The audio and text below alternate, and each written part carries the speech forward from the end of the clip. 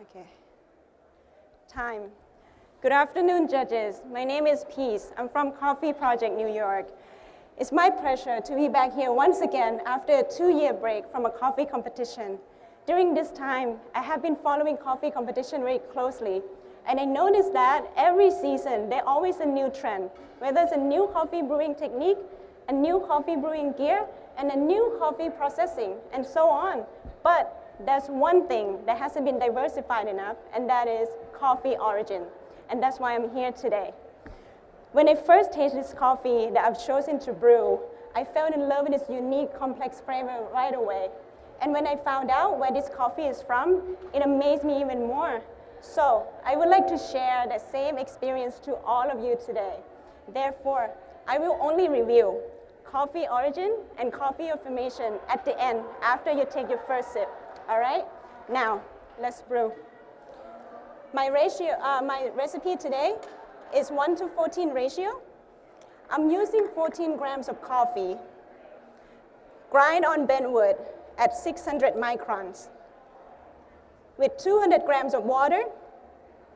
And to increase the clarity of this cup, I have pre-diluted the water with 24 grams inside of my carafe using third wave water.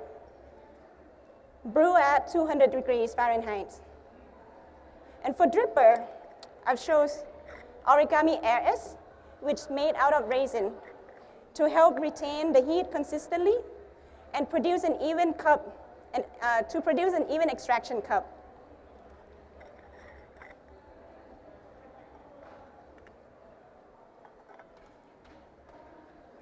And I paired it with a cone-shaped paper filter from Sibarist to enhance the body.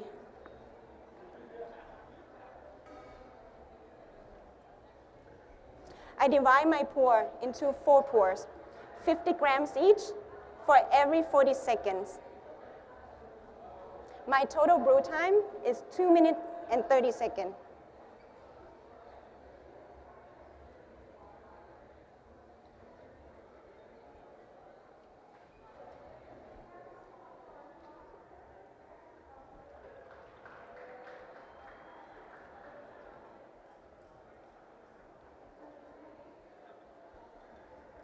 And for the aroma of this cup, you will experience cacao nib, cherry,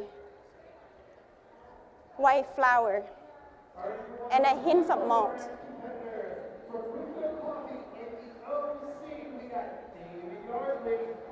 And when you access the aroma, please swirl the carafe 5 times and access directly in the carafe when I hand it over to you.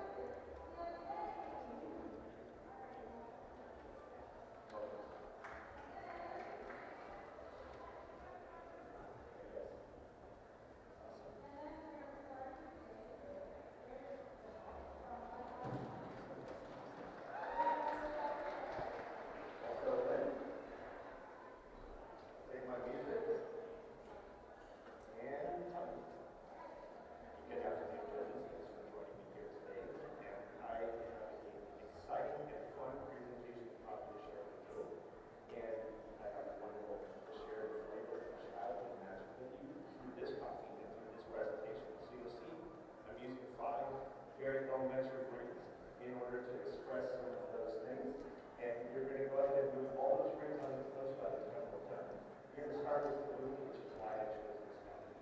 So as you move the blue ring to the yellow post, thank you. You'll see that I want to share the flavor of childhood magic in this coffee. So on the cupping table, this coffee stood out as something that had some incredibly unique flavors.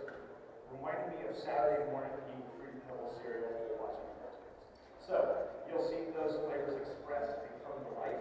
And let's move the next ring. The green ring represents the coffee I'm choosing, which is a geisha variety from Quindío, Colombia, where on Finca Campo Hermoso, Edwin Lorenzen is the 3rd generation producer of this coffee. Edwin started the coffee in 1994 when he was 14 years old. And while he literally Now, for flavor. When the coffee is hot, you will taste cacao nib, tropical fruit like punch, pomegranate, and mixed berry, and a flower nectar. And when the coffee is warm, you'll taste cacao nibs,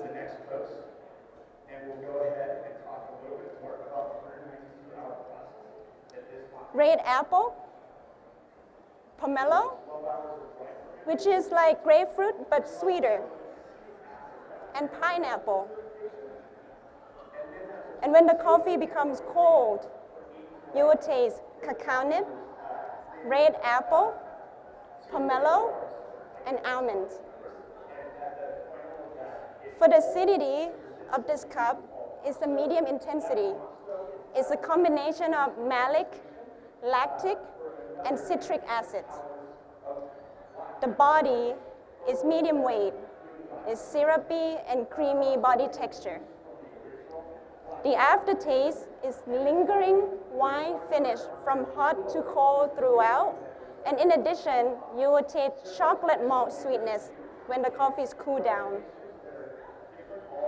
For the balance of this cup, it's a very nice combination of sweet and acidity of tropical and red fruit with the syrupy and creamy body texture.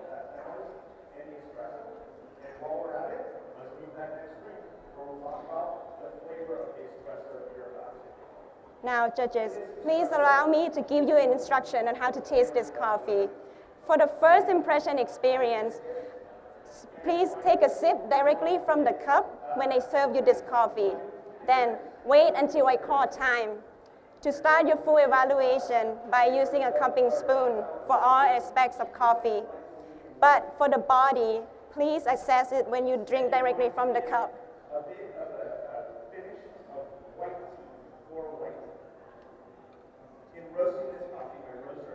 You may enjoy your first sip now.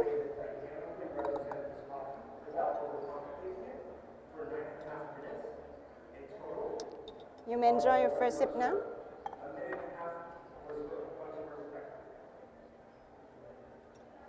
You may enjoy your first sip now.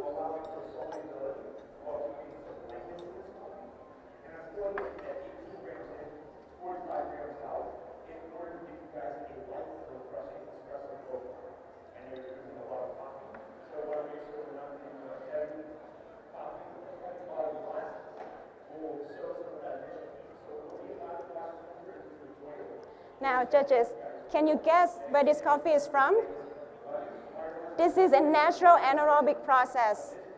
Indonesian coffee is grown in Flores, one of the largest islands with a sweet and woody terroir at 1,300 meters above sea level. When the coffee cherries were picked, they were fermented inside the tank with a low temperature for 360 hours, then naturally dry for 7 weeks, which results in just a sweet tropical fruit cup. And as I mentioned earlier about new trends in coffee, my goal is to introduce and diversify the coffee origin that are being used in this coffee competition, as well as the coffee industry, especially the coffee that's grown in Asia, which is often overlooked and undermined. Judges, I hope that this Indonesian coffee has amazed you like how it has amazed me when I first tasted it. And in the future, whenever you ever come across drinking an Asian coffee, don't overestimate the coffee by its origin, or underestimate the quality of that cup. Give it a try. Thank you. This is my time.